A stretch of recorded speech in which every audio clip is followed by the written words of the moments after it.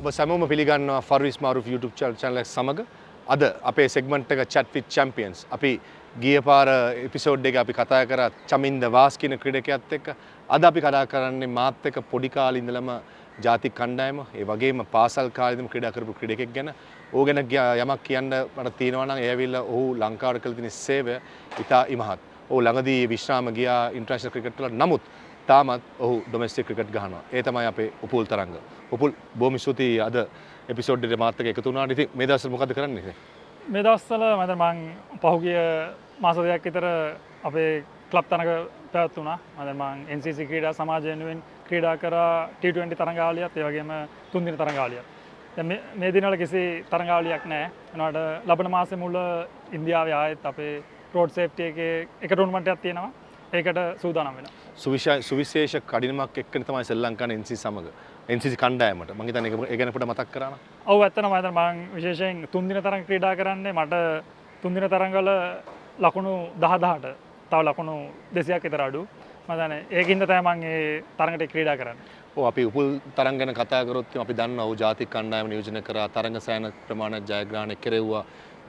ලංකා කණ්ඩායම. ඉතින් NCC කණ්ඩායම මමත් උපුල් සමග අවුරුදු 12ක් මේ කණ්ඩායමට සෙල්ලම් කරා. ඉතින් උපුල් කරලා තියෙන දේවල් මේ ක්ලබ් එකට විශේෂයෙන් තාම වුණත් ජාත්‍යන්තර මට්ටමින් ගොඩක් ක්‍රීඩකයෝ රිටයර් වුණාට පස්සේ ෆස්ට් ක්ලාස් ගහන්නේ නැහැ.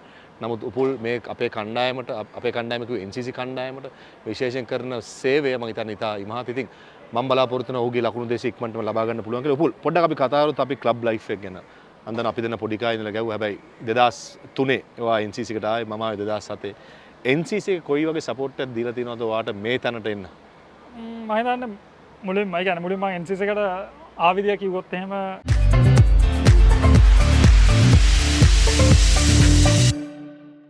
විශේෂයෙන් අපි මුලින්ම අවුරුදු 15න් පාල ඒ තරඟ ක්‍රීඩා කරද්දී විශේෂයෙන් අපි ඒකට පුහුණු තරඟ ක්‍රීඩා කරනවා.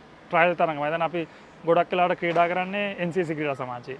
හදන්නේ මාත්වත් අපි ගොඩක් වෙලාවට පුහුණු තරඟ ක්‍රීඩා කරන්නේ මේ වගේම ප්‍රැක්ටිස් කරන්නේ මේ. ඒකින්ද මට පොඩි කාලේ නම් ආසාවක් තිබ්බා කවදා හරි මම ක්ලබ් ක්‍රීඩා කරන්නේ NCC ක්‍රීඩා සමාජයට කියලා. කොහොම හරි මම හිතන්නේ අවස්ථාව හම්බුණා මට 2003 දී NCC ක්‍රීඩා සමාජ ක්‍රීඩා කරන්න. ඔව් කිව්වා වගේ මම හිතන්නේ ක්ලබ් එකෙන් විශාල සේවයක් වුණා. සේවයක් කියන්නේ විශේෂයෙන් මම මුලින්ම කණ්ඩායමට එද්දී මම හිතන්නේ ජේෂ්ඨ ක්‍රීඩකයෝ රැසක් ඉදිය කණ්ඩායමේ විශේෂයෙන් හෂාන් අයියා, කුමා අයියා, රසල් අයියා, නවීන් නවාස්, පුෂ්ප කුමාර මට නම් මම හිතන්නේ 10ක් වුණත් කියන්න පුළුවන්. මම හිතන්නේ ඔක්කොම වගේ ජාතික කණ්ඩායමේ හිටිය ක්‍රීඩකයෝ. මම හිතන්නේ ඒ ක්‍රීඩකයත් එක්ක ක්‍රීඩා කරලා මම හිතන්නේ ගොඩක් ලොකු එක්ස්පීරියන්ස් එකක් හම්බුණා කුඩා කාලේ සිටම. ඒ වගේම රංජිත් සර් මම හිතන්නේ එදා ඉඳලම අද දක්වා වුණත් මම තරගයක් ක්‍රීඩා කරත් කෝල් කරලා අහන විස්තර කොහොමද කියලා. මම හිතන්නේ ඒ වගේම සියලු දෙනාගේ මම හිතන්නේ විශාල සේවයක් වුණා මම හිතන්නේ මේ දක්වාම. මොකද අපි කතා කරොත් උපුල්ගේ මගේ අතීතය මම හිතන්නේ අපේ මුලින්ම හම්බුනේ 2000 වසරේදී 2000 වසරේදී අවුරුදු 15න් පාල ආසියානු ශූරතාවයක් ගැව්වා මැලේසියාවල. ඉන්පසු අපි සෙල්ලම් කරා ලෝක කුසලානේ අවුරුදු 15න් පාල. ඉතින් උපුල් මට මුලින්ම හම්බුනේ ඒ කාලේ. ඉතින් උපුල් ගැන කතා කරොත් මම හිතන්නේ ගොඩාක් දේවල් සැක්‍රිෆයිස් කරා මේ තැනට එන්න. ඒකත් අම්බලන්ගොඩින් බිහිවෙච්ච ක්‍රීඩකෙක්. ඉතින් ගමේ කොල්ලෙක්ට කෙලිම ගම දාලා කොළඹට එනවා කියන්නේ ලොකු සැක්‍රිෆයිස් එකක් කරන්න. ඉතින් මම දැක්කා උපුල් ඒ කාලේ මුල ටික ස්ට්‍රගල් කරා පොඩ්ඩක් කොළඹ ලයිෆ් එකට සෙට් වෙන්න. නමුත් ඉතින් පසුව මම හිතන්නේ උපුල් කතා කරා ලොකු දේවල් කරලා මේ ක්ලබ් එකෙන් විශේෂයෙන් ගාන සපෝට් කරා. ඒ වගේම උපුල් ගැන කතා කරොත් තවත් උපුලෙන් මමයි 2007 දාම NCC සෙල්ලම් කරේ. 2003 ඉඳන් 2007 වෙනකම් මම සෙල්ලම් කරේ බ්ලූම්ෆීල්ඩ් ක්‍රීඩා සමාජය. 2007 තමයි මම ආවේ. ඉතින් උපුල් අපි කතා කරොත් මේ අපි ක්ලබ් එක ගැන කතා කරා. මම හිතන්නේ ජාත්‍යන්තරේ කතා කරොත් ඔයා නායකත්වයේ දැරුවා. ෆෝමට්ස් වලම සෙල්ලම් කරා. ලකුණු සෑහෙන ප්‍රමාණයක් මේ ගහලා තියෙන ඒ වගේ මෑන් ඔෆ් මැච් ඔක්කොම අචීව් කරලා ඉවරයි. ඔයාට මොනාරි තියනවාද දැන් බැලුවොත් එම ජාත්‍යන්තර කැරියර් කරගෙන මට මේ දේ අචීව් කරන්න තිබ්බනම් මම අංග සම්පූර්ණයි කියලා. ඒ වගේ දෙයක් මොනවාද තියෙනවද? ඔව් ඇත්තටම මම විශේෂයෙන්ම කිව්වොත් එම විශේෂයෙන් එක් දින තරඟවල මම හිතනවා ඒ කියන්නේ මට ලකුණු 10 ලබා ගන්න තිබ්බ කියලා. මම දන්නේ ඒක තමයි තියෙන එකම රිග්‍රෙට් එක. ඒ ලකුණු 10 ලබා ගන්න බැරි වෙච්ච එක. ඒ වගේ දැනගන්න කැමති මුලින්ම තරඟයේ ජාතික කණ්ඩායම සෙල්ලම් කර 2005 ඒ තිබ්බ ෆීලිං එක මතකද? ඔව් ඇත්තටම මම දන්නේ මුලින්ම ඒ කියන්නේ නැෂනල් ටීම් එකට තේරුණා කියලා ඒ කියන්නේ දැනගත්ත වෙලාවෙත් ඒ වගේම මුල් තරගේ ක්‍රීඩා කරත් මම හිතන්නේ ඒක හිටියේ අර ඉමෝෂන්ස් වල හිටියේ. ඒ කියන්නේ මට හිතා ගන්න බෑ මේක මම ක්‍රීඩා කරනවද නැද්ද කියලා. මම හිතන්නේ ඒක මුල් පළවෙනි තරඟ විතරක් නෙවෙයි මම හිතන්නේ තේරිච්ච දවසේ ඉඳලා සමහරක් වෙලාවට මම හිතන්නේ පළවෙනි සීරීස් එක ඉවරනකම්ම වගේ නිකන් ඒක ඔව් ඒක නිකන් හීනයක් වගේ. ඒ උපුල්ගේ මංගල එක්දින තරගේ මාත් ශ්‍රී ලංකාවේ මට මතකයි උපුල් හොඳටම ක්‍රීඩා කරා ඒ තරගේ. ඒ වගේම උපුල් අපි කතා කරොත් වගේ ස්කූල් ලයිෆ් එක ගම මුලින් කිව්වාගේ ගම දාලා කොළඹට එද්දි මම හිතන්නේ ලොකු චැලෙන්ජ් එකක් තිබ්බා. ඒ එනකොට දෙමාපියන්ගෙන් ලැබුණු සහයෝගය සහ ඔයාලට තිබ්බ චැලෙන්ජස් මොකද්ද ගමේ ඉඳලා කොළඹ ලයිෆ් එකට සෙටල් වෙන්න? ඔව් ඇත්තටම මුලින්ම මම හිතන්නේ අවුරුදු 15න් මම හිතන්නේ ආසියානු කුසලානයට තමයි මුලින්ම අපි දිස්ත්‍රික් ක්‍රීඩා කරා ඊට පස්සේ පළාත් තරඟ ක්‍රීඩා කරා.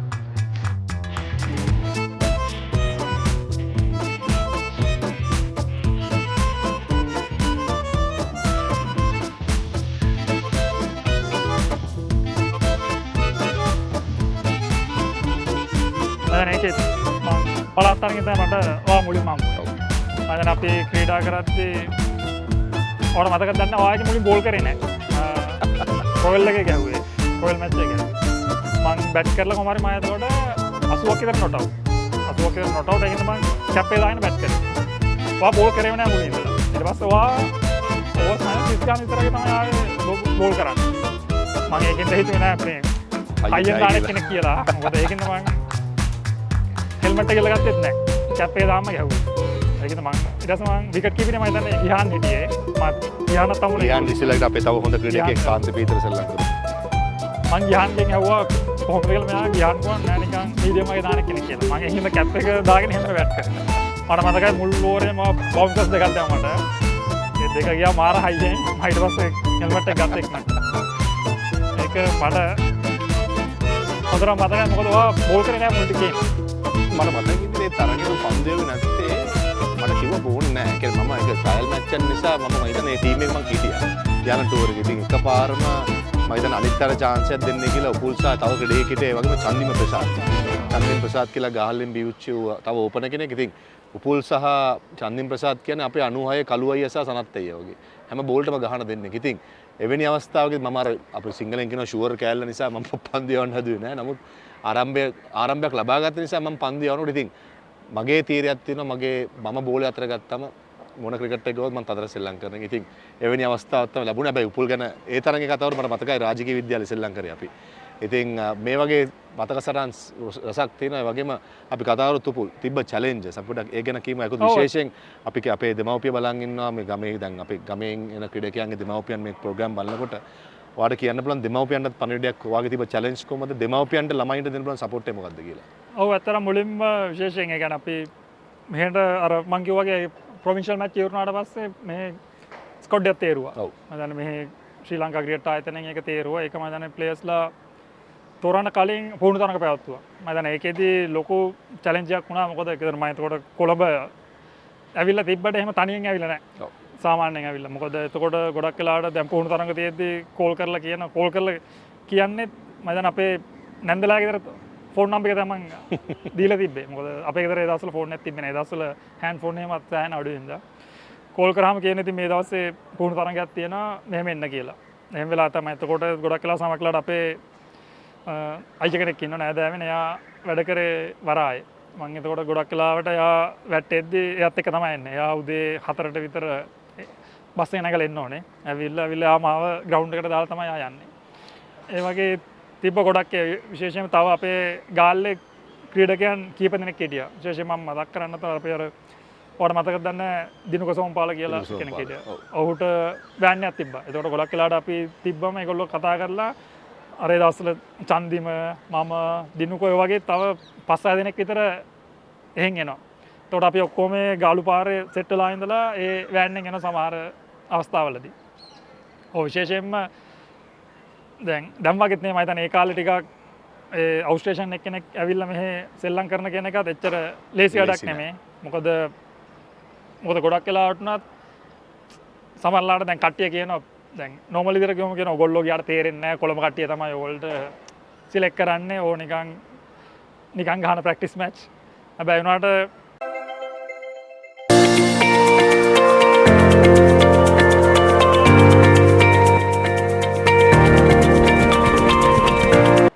ඒ දේවල් වලට ඇත්තටම කිව්වොත් මේ කියන්නේ ෆැමිලි එකෙන් විශාල සහයෝගයක් හම්බුණා. මම හිතන්නේ පළවෙනි දවසේ ඉඳලා මුලින්ම කිව්වොත් මුලින්ම විශේෂයෙන් අපේ අම්මගේ කැමැත්තක් තිබ්බේ නැහැ කියන්නේ ක්‍රිකට් කොළඹ ගන්න. යන්න.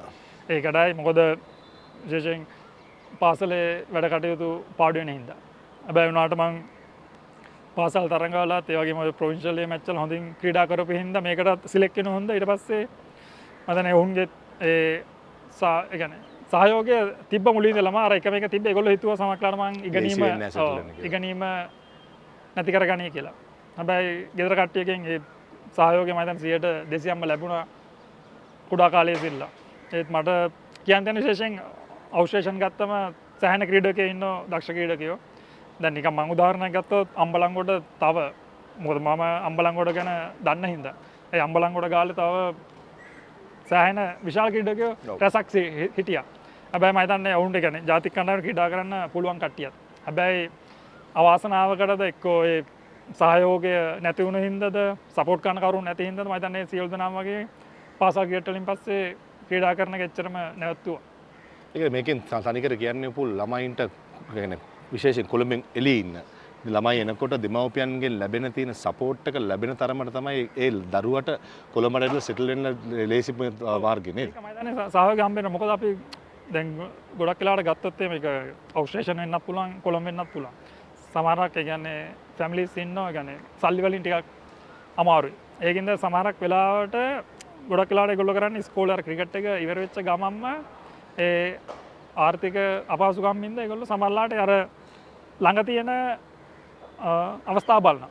ඒගොල්ලෝ බලනවා හරි මට කොහෙන් හරි ජොබ් එකක් කරගන්න පුළුවන්. ඒ වගේම රට යන්න පුළුවන් මොකක් හරි. ඒකින්ද ඒ අර ළඟ තියෙන අවස්ථාව බලනවා මේ තියෙන ඔපචුනිටි එක දිහා බලන්නේ නැතුව. මම දන්නේ ඒකින්ද මට හිතෙනවා ඒ කියන්නේ මම දන්න ක්‍රීඩකයන් ගොඩක් වුණත් මිස් වුණා කියලා.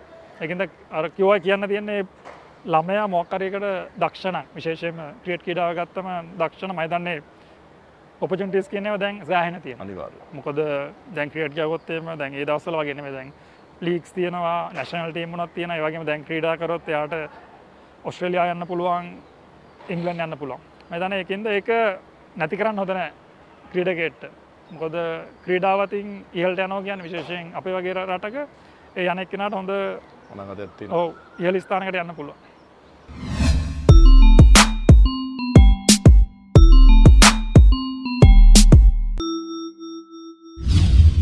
ගොඩක් වැදගත් දේවල් කතා කරා උපුල් තරංගත් එක්ක. ඉතින් අපි පොඩ්ඩක් ලොකේෂන් එක වෙනස් කරා. ඒකට හේතුව මම කියන්න.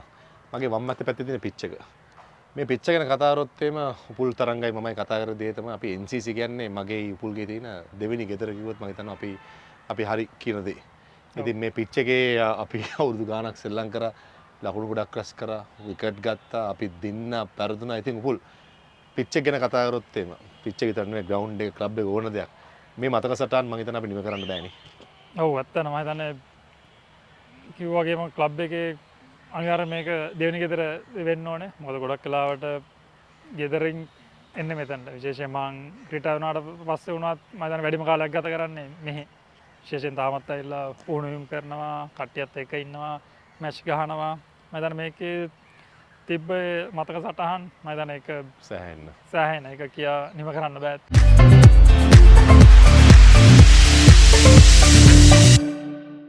මම දැන් අපි වුණත් ක්‍රීඩා කරන කාලේ මම දැන් අපේ හිටිය කට්ටියත් එක්ක ඒ තියෙන මතක සටහන් මම දැන් ඒවා ආයෙත් ගන්නත් හම්බෙන්නේ නැහැ අපට. අපි කතා කරතු පුළු ඔය ක්‍රිකට් ජීවිතේ මට මතක විදියට 2005 ඩෙබියු ගැව්වට පස්සේ 5 ඉඳලා 2006 අපි ගැව්වා චැම්පියන්ස් ට්‍රොෆි එක ඉන්දියාවේ. ඒ මට මතකයි 2006 සීව දෙකක් ගැව්වා චැම්පියන්ස් ට්‍රොෆි එකේ. 2005 ඒ අවුරුදු දෙක සහ 2011 ලෝක කුසලානේ ලංකාවේ සෙල්ලම් කරපු. ඒ වගේ 2017 විශේෂයෙන් ඔයා මම හිතන 10ක් ලකුණු 10ක් කැලණ්ඩ එකකට ගැව්වා. මේ තුන අරන් බැලුවොත් මම හිතනවා මේ තුන තමයි වාගේ කැරියර් එකේ අනිවාර්යයෙන්ම හයිලයිට් තුන.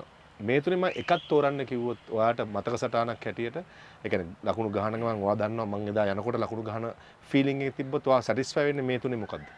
අතන මම ඒකේ විශේෂයෙන් 2006 මම දන්නේ 2005 මම දන්නේ විශේෂයෙන්ම ඒ කාලේ උනා මම දන්නේ ඒක මොකද මං කණ්ඩායමටත් අලුත් ක්‍රීඩකයෙක් ඇවිල්ලා විශේෂයෙන් කණ්ඩායමත් එක්ක අර ඒකට කියන එක ජෙල් වෙන්න ඕනේ, ජෙල් වෙන්නත් ඕනේ. ඒ වගේම විශේෂයෙන් අපි ක්‍රීඩා කරේ ඉංගලන්තය ඒ වගේ රටවල මම හිතන්නේ එවැනි රටවල ලකුණු ලබා ගන්න එක මම හිතන්නේ එච්චර ලේසි දෙයක් නෙමෙයි. මම හිතන්නේ එම ඒ තරඟාවලි කීපය මම හිතන්නේ කවදාකවත් අමතක වෙන්නේ නැති තරඟාවලියක්. මොකද විශේෂයෙන් ඔබ ක්‍රීඩා කරා ඒ තරඟාවලි කීපයම විශේෂයෙන් අපි කණ්ඩායමක් විදියටත් මම හිතන්නේ අපි සෑහෙන එන්ජොයි කරා. මොකද අපි දන්නවා එදා අනිවාර්යයෙන්ම විශේෂයෙන් අපේ ඒ කාලේ තිබ්බා මම හිතන්නේ අපි ට්‍රස් එක තිබ්බ ඔක්කොම කට්ටිය අපි දන්නවා මෙයා ගියොත් එම අනිවාර්යෙන් මෙයා මොකද අපේ ගෝල්ඩ් නීරාගනේ 2005 2007 කියන අපි තරඟ සෑහෙන ප්‍රමාණයක් ජයග්‍රහණය කරා. හැබැයි ඒ වගේම තව එකක් තමයි අපි වැඩිය ඒ කාලේ ක්‍රීඩකයෝ ආයෝජනය කරේ නැහැ. මම හිතන්නේ වන් ඩේ සහ ටෙස්ට් ගැව්වේ වැඩි වුණොත් ක්‍රීඩකයෝ 20ක් මම හිතන්නේ එකම කණ්ඩායම තමයි ක්‍රීඩා කරේ. විශේෂයෙන් කවුරු හරි ඉන්ජර්ඩ් වුණොත් තමයි එන්නේ. මම හිතන්නේ අර කිව්වාගේ ඒ විශ්වාසය තිබ්බා. මම හිතන්නේ අපි මෙහා ගියත් තේරෙනවා අපි දන්නවා හරි මෙයා යනවා මෙයා ගේම් එක ඉවර කරලා එනවා කියලා අපට අනිවාර්යයෙන්ම. මම හිතන්නේ ඒක අපි සමහරවිට අපි ලකුණු 300ක් දුන්නොත් බැට්ස්මන් ලේක ගන්නවා. අපි ලකුණු 250කට ක්‍රීඩා කරාත් බෝලර්ස්ලා මම හිතන්නේ ඒක වැඩේ කරනවා. මම හිතන්නේ ඒ කාලේ තමයි මගේ වගේම මගේ කරියර් එකේ ක්‍රීඩා කර හොඳම කාලේ. ඔව් මම හිතන්නේ උපුල් තරංග සෑහෙන දේවල් කතා කරා. ඉතින් උපුල් ක්‍රිකට් ගැන අපි කතා කරා. දැන් බලමු උපුල් ගැන අනිත් පැත්ත. අපි ඊළඟට තියෙන්නේ ක්වික් ක්වෙස්චන් රවුන්ඩ් එක.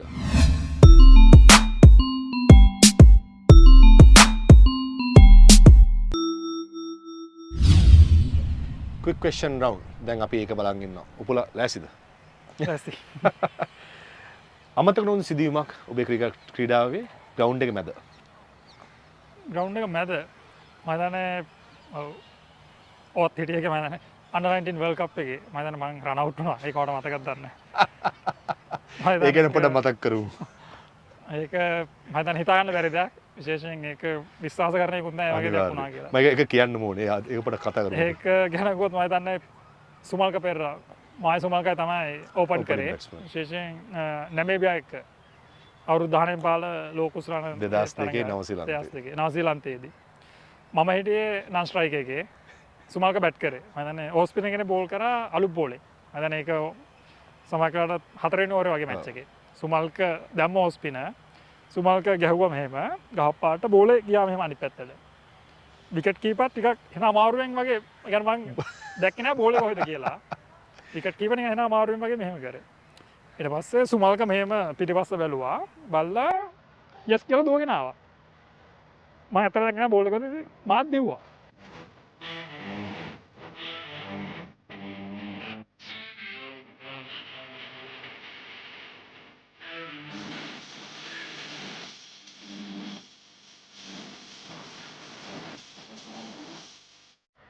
මාත් දුවලා දැන් ටික දුරක් ඇත් තමයි බලද්දි බෝල් එක කීපර් ගියා.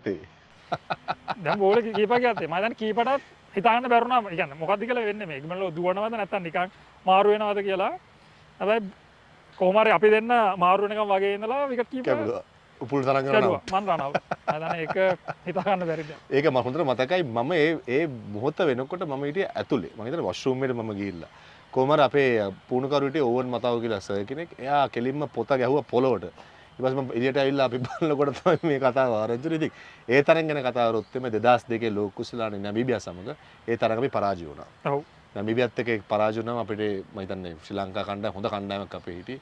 එදා පරාජය වුණා ශ්‍රී ලංකාවේ ක්‍රයිස්ට් චර්ච් වල බර්ඩ් සට්ලිෆ් ඕවල් එකේ. ඒ ග්‍රවුන්ඩ් එකේ ඉඳලා මීටර් 500 එහා පැත්තේ තව ග්‍රවුන්ඩ් එකක් තිබ්බා. ඒකේ ශ්‍රී ලංකා පාකිස්තාන් සහ නේපාල් මට හොඳට මතකයි.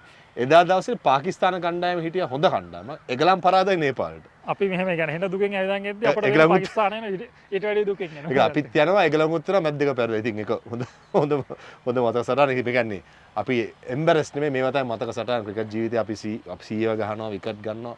හැබැයි මේ වගේ දේවල් අපි කොහරි සාදේක හම්බුනම කතා කරන දේවල් මේවා ඉතින් පොඩි දෙයක්. ඒ වගේම උපුල් මම අහන්න ඕනේ ක්‍රීඩකෙක් වශයෙන් අපි දැන් ග්‍රවුන්ඩ් එකේ මැදනේ.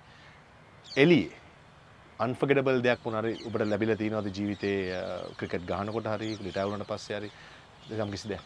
ඒක මම දන්නේ එළියේදී විශේෂයෙන් කියන්න දෙන විශේෂයෙන් කියන අපේ ප්‍රේක්ෂකයෝ තමයි මම දන්නේ. ඒ කියන්නේ ක්‍රීඩාව හින්දා තමයි මම දන්නේ ගොඩක් වෙලාවට ගොඩක් කට්ටිය අපිව අඳුරගත්තේ. අනිවාර්යයෙන්. මම දන්නේ ඒ විශේෂයෙන් අපිව හම්බුනාම උනත් ඔවුන් අපට කතා කරන විදියත් ඒ වගේම ඒ සලකන විදිය තියෙන ආදරය ඔවුන්ගේ මම හිතන්නේ ඒක ක්‍රිකට් ටින් හම්බෙච්ච දෙයක්. මම හිතන්නේ ඒකින්ද ඇත්තටම අපි කියන්නේ ක්‍රීඩකයන් විදියට සතුටු වෙන්න ඕනේ ගොඩක්. සතුටු වෙන්න ඕනේ ඇත්තටම. සතුටු නිසා ස්තුති වෙන්නත් ඕනේ අපිට ලැබෙන දේවල්. ස්තුතිවන්ත වෙනවා මොකද ක්‍රිකට් ටින් තමයි අපිට හැමදේම හම්බෙලා තියෙන්නේ මිනිස්සුන්ගෙන් උනා. අනිවාර්යෙන්. ඒ වගේම Upul past and present favorite batsman පස් දෙනා ලෝකේ. මම මුලින්ම මම හිතන්නේ බ්‍රයන් ලාරා තමයි මම කුඩා කාලේ සිටම ආසයින් ඉන්නේ. ලාරා, සනත් අයියා, අරවින්ද අයියා, සංගක්කාර, ඒකම මැතු හේඩ්. ෆේවරිට් බෝලර් පස් දෙනා ෆේවරිට් කියලා කිව්වම වාට අමාරු වෙන කට්ටියත් කතා කරන්න පුළුවන්. පාස් සහ present. මම ඒ කාලේ බලද්දි ගොඩක් වෙලාවට ඒ කියන්නේ මම කුඩා කාලේ ඉඳන් බලන් ඉද්දි ආසාව විශේෂයෙන් තිබ්බේ වාස් අයියා, ඒ වගේම මුර්ලි අයියා, ඊට පස්සේ මැග්‍රාත්, ඒ වගේම බ්‍රෙට්ලි, ඒ වගේම ඉංග්ලන්ඩ් වල හාමසන් මම හිතන්නේ ඔව් උසත් එක්ක විශේෂයෙන් ඒ කියන්නේ කුඩා කාලේ අපි බලද්දි ඒ අර ආසාව තියෙනවා. හැබැයි හිතුවේ නැහැ කවදාකවත් ඔවුන් එක්ක ක්‍රීඩා කරන්න හම්බෙයි කියලා. විශේෂයෙන් හැබැයි ඒ අවස්ථාව හම්බුණා කොහොම හරි. එතකොට ඩ්‍රෙසිං රූම් එකේ මොනාරි අවස්ථාවක් තියෙනවද ජීවිතේ අමතක වුනේ නැති දෙයක්? NCC වෙන්න පුළුවන්, ලීග් වෙන්න පුළුවන්, ජාත්‍යන්තර වෙන්න පුළුවන්. ඩ්‍රෙසිං රූම් එකක් වෙච්ච සිද්ධියක් ඩ්‍රෙසිං රූම් එක. එහෙම ඇත්තටම එකක් නෑ හිතා ගන්න මට අමාරුයි. ඒ වගේම දැන් ක්‍රිකට් වලින් පොඩ්ඩක් අපි බහයට ගියොත් එහෙම හොලිවුඩ් බොලිවුඩ් බලනවා ඉතින් ඒක ගොඩක්. හොලිවුඩ් ඔව් බලනවා. ප්‍රියතම නිලිය හොලිවුඩ් සහ බොලිවුඩ් දෙකේම. බොලිවුඩ් මම හිතන්නේ බොලිවුඩ් වල මම ගොඩක් දීපිකාට ආසයි. දීපිකා ඒ වගේම හොලිවුඩ් ගත්තොත් කීප දෙනෙක්ම ඉන්නවා මම හිතන්නේ කියන්න බෑ මොකද ගොඩක් වෙලාවට මාවල් මූවිස් බලනවා ගොඩක්. ඒවල ෆෑන් කෙනෙක් ඒවල ඉන්න කට්ටියට කැමතියි. ඒ වගේම ඉන්නවා මම හිතන්නේ ගොඩක් කට්ටිය ඉන්නවා අන්තික කියනවා. Favourite singer? සිංගර් මම හිතන්නේ ටේලර් ස්විෆ්ට්. ලාංකිකයෙක් වශයෙන්? ලාංකිකයෙක් විදියට මම හිතන්නේ ගොඩක් ඉන්නවා ආස කට්ටිය. මම හිතන්නේ හැබැයි පොඩි කාලේ ඉඳන්ම ගොඩක් ආසාවක් තිබ්බා. කියන්නේ චාමරවීර සිංහ මම හිතන්නේ ඌට කැමැත්තක් තිබ්බා. හැබැයි උනාට ගා කියනවා ගොඩක් ඇත්තනවා ලංකාවේ තාම හොඳ සින්දු තියෙන කට්ටිය. දැනුත් ඉන්නවා මම හිතන්නේ පරණ කට්ටිය. ඒ සින්දු ඔක්කොම අහනවා. ඔය ලංකාවේ හිටපු ඉන්න ඇක්ටර් කෙනෙක් කවුරු විශේෂයක් ඉන්නවද කවුරුයි? විශේෂයෙන් කැමති විජේනන්ද සිරි. මම හිතන්නේ ඌ නැති වුණා මේට අවුරුදු කීපයකට කලින්. මම හිතන්නේ ඌට තිබ්බ ආසාව කුඩා කාලේ සිටම. විජේනන්ද සිරි අංකල් මගේ ගෙවල් පැත්තේ මම මාලිගාවත් ප්‍රදේශයේ ජීවත් වෙන ඒ වගේ ඉපදුන තරුණයෙක් වශයෙන් මගේ නේබර්. ඉතින් අපි ආව ඒ කාලේ දැක්කම hina යනවා. ඒ වගේම හොඳ පුරවැසියෙක්. ඉතින් ඕවත් පොඩ්ඩක් මතක් කරනවා මේ අවස්ථාවේ. ඉතින් ඒ වගේම පුල් අපි කතා කරොත් එම ෆෑන්ස්ලා ගැන හම්බෙලා තිනවද ප්‍රොපෝසල් එකක් මොනාරි ෆෑන්ස්ලා ගෙන් දැන් ගොඩක් කතා කරනවානේ ගොඩක් තරුණ කාලේ ප්‍රොපෝසල් සම්මේන. ඒ වගේ මොනාරි අමතක නොසින් දෙයක් තියනවද ෆෑන්ස්ලා ගෙන් වෙච්ච දෙයක්? ෆෑන්ස්ලා ගෙන් ඒ කියන්නේ මට ඇත්තටම ඩිරෙක්ට් නම් එහෙම කතා කරලා නැහැ. අද වෙනකොට ගෙදරට එහෙම මේ වගේ ප්‍රොපෝසල් ඇවිල්ලා තියෙනවා. ඒවා හරියන්නේ නැහැ.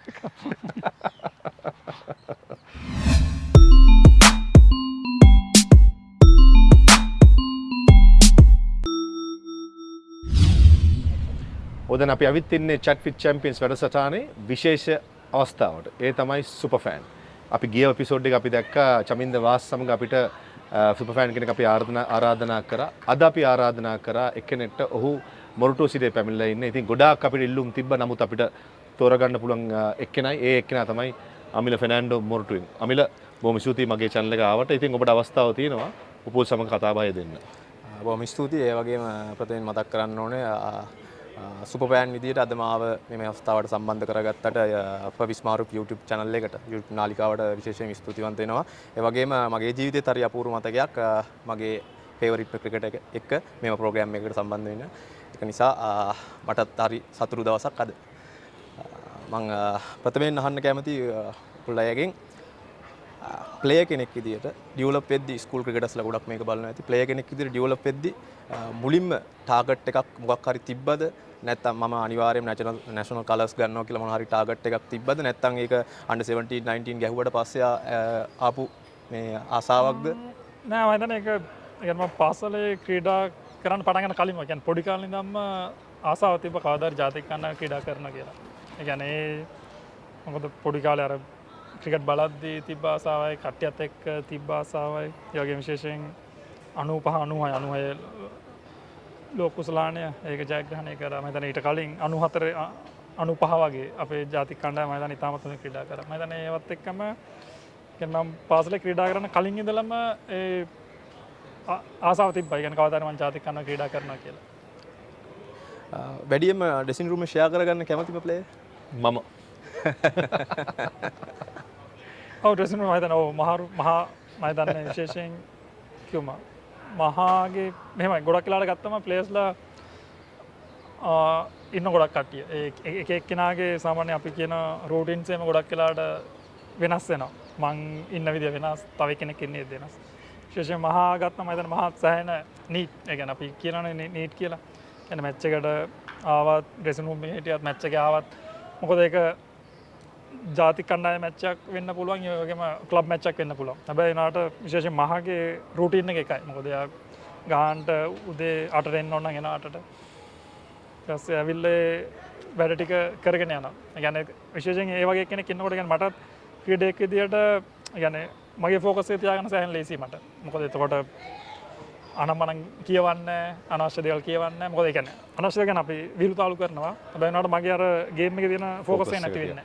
ඒක විශේෂයෙන් බලපාන්නේ යමිල අපි දැක්තොත් එහෙම දැන් ජාතික කණ්ඩායම ගැව්වත් අපි මෙතන NCC ගැව්වත් ඩ්‍රෙසින් රූම් ඇට්මොස්ෆියර් එකක් තියෙනවා. ඒක හොඳට තියෙන්න ඕනේ. ඒකත් ඒක ඇවිල්ලා නිකන් අපි වල්පල් කියවලා අපිස්සු ගේන්න පටන් ගත්තම හරියන්නේ නැහැ. කියන්නේ ඒවට අවස්ථාවක් එනවා. හැබැයි අර අවස්ථාවක් වෙන අපි ෆෝකස් එකේ ඉන්න. ඉතින් හැමතිස්සෙම අපි කියනවා නේබර්ස්ලා කියලා. අපි එතන වාඩි වෙනවා නම් දෙපැත්ත ඉන්න දෙන්න එක්ක නීට් නැත්තම් හරියට ඉන්න නැත්තම් අර හරි අන්කම්ෆර්ටබල් නම් තරගයට අපි යෙදෙනකොටම අපිට හරි අර ෆීලිං එක එච්චර හොඳ නැහැ. ඉතින් මම මිස්සෙම ඉන්නකොට දැන් මම දන්නවා පුලා වුණත් හරිම නීට් දන්නවා ෆෝකස් එක කොහොමද තියාගන්න. ඉතින් මගේ කා එහා පැත්තේ ඉන්න එක නීට් නැත්තම් මට එන අප්සෙට්. ඉතින් මම හිතනවා ගොඩක් අපි දෙන්න ළඟ ඉන්නේ. අපේ NCC එකේ අවුරුදු 13ක් ශ්‍රී ලංකාවේ අපි දෙන්න ළඟ ඉන්නේ. මේ ජාතික කණ්ඩායමත් අපිට ඒක හොයාගන්න අමාරු. නමුත් ජාතික කණ්ඩායම ගොඩක් දුර අවස්ථාවක් ලැබුණම ළඟ හිටියා. ඉතින් මෙවැනි දේවල් කමින් ක්‍රිකට් රසිකයන් වශයෙන් ගොඩක් ඔයගලයන් කට්ටිය දන්න ඒකුත් ඇතුළේ වෙන දේවල් ගොඩක් තේරෙන්නේ. නමුත් ඇතුළේ වෙන දේවල් සැහැණ බලපාන මැදට ගිහිල්ලා සෙල්ලම් කරන විදිය.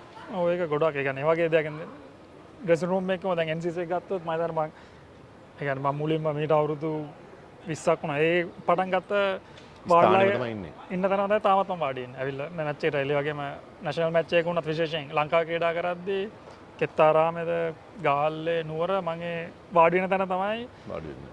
මම හැමදාම ගිහලා වාඩි වෙන්නේ. මම දැන් ඒකත් අර රූටින් එකක් වගේ තමයි. ඔය වෙලාවෙත් දැන් මතක් කරන එක තමයි අපේ හිටියා ඩ්‍රෙසින් රූම් බොය කෙනෙක් නිමල් කියලා. ඔව්. නිමල් ගැන මතක් කරන මම හිතන්නේ අපිට අන්ෆෝර්චුනේට්ලි අවුරුදු ගානකට කලින් අපෙන් වෙන් වෙලා එයා අභාප්‍රාප්ත වුණා. ඉතින් එයා ගැන විශේෂයක් කිව්වොත් එහෙම එයා දන්න අපි කොතනද වාඩි වෙන්නේ. දමුල්ලේ, නුවර, ගාල්ල, කොළඹ, SSC, කෙත්තාරාම ඕවල් එයා අපි යනකොට අපේ බෑග් එක එතන තියෙනවා. ඒකයි උපුලා විතරක් නෙමෙයි මම විතරක් නෙමෙයි සනත් අයියද මහෙල අයියද කවුරුනත්. ඉතින් එයා ගැන පොඩ්ඩක් මතක් කරන්න ඕනේ මේ අවස්ථාවේදී උපුලා කියපු කතාව නිසා. ඔබට මම අවසාන වශයෙන් අහන්න කැමති ගොඩක් ලෙෆ්ට් හෑන්ඩ් ඕපනර්ස්ලා අපි දකිනවා ස්ට්‍රගල් කරනවා අවුට්සයිඩ් දී ඔස්ටම් බෝල් එකට රයිට් ආම් පේස් එකේ. කැප්ටන් කෙනෙක් විදිහට කැප්ටන් කරපු කෙනෙක් විදිහට ප්ලේයර් කෙනෙක් විදිහට අපේ යන් ක්‍රිකටර්ස්ලාට ඒකට දෙන්න පුළුවන් සොලියුෂන් එක නැත්තම් මොකද්ද කරන්න ඕනි කියලා මම දැනගන්න කැමතියි. ඒක ගොඩක්ම තියෙන්නේ මම හිතන්නේ ප්‍රැක්ටිස් එක තමයි. මම හිතන්නේ ගොඩක් වෙලාවට සමහරක් වෙලාවට මට හිතන සමහරක් වෙලාවට ඒ සමහර ගොඩක් වෙලාවට ක්‍රීඩකයන් අවුට් වුණත් සමහරලාට යාගේ ස්ට්‍රෙන්ත් එක ඒ පැත්ත වෙන්න පුළුවන්.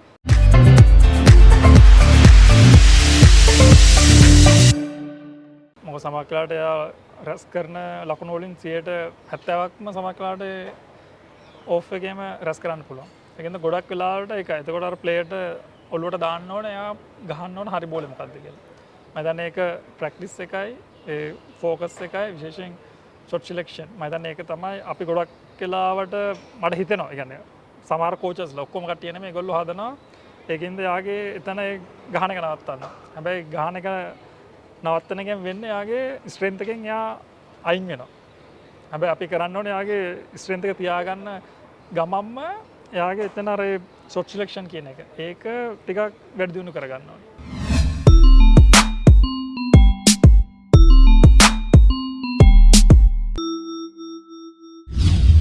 අමිල බොහොම ස්තුතියි අද මම සුපර් ෆෑන් වෙලා මගේ channel එකට ඇවිල්ලා ඔබට ලොකු අවස්ථාවක් ලැබුණා ඔබේ වීරයත් සමග කතා කරන්න. ඉතින් අමිල ෆර්නැන්ඩෝ ස්තුති කරන ගමන්ම ඉතුපුල් තරම් ගැන කතා කරොත් ඉතින් මගේ සහෝදරයා වගේ ඉන්න ක්‍රීඩකයෙක්. ඉතින් ඔහුටත් මම සුබ පතනවා පුළුවන් තරම් ඉක්මනටම ලකුණු 200ක් තියෙනවා ලබා ගන්න 10 ගහන්න මේ ෆස්ට් ක්ලාස් කැරිය ඒකත් පුළුවන් තරම් ඉක්මනට ගහන්න ලැබේවි කියලා ප්‍රාර්ථනා ගමන්ම ඇමරිකාව යන්න තියෙනවා T10 තරඟාවලියට. ඉතින් රිටයර් වුණත් ඉන්ටර්නැෂනල් ක්‍රිකට් වල මම හිතන්නේ ඩොමෙස්ටික් ගොඩක් ලීග් ක්‍රිකට් ලෝකේ වටේම ක්ලබ් එකේ NCC ගහනවා. ඉතින් මම උසුපතනවා. ඉතින් බොහොම ස්තුතියි මගේ channel එකට ඇවිල්ලා කතා කරාට.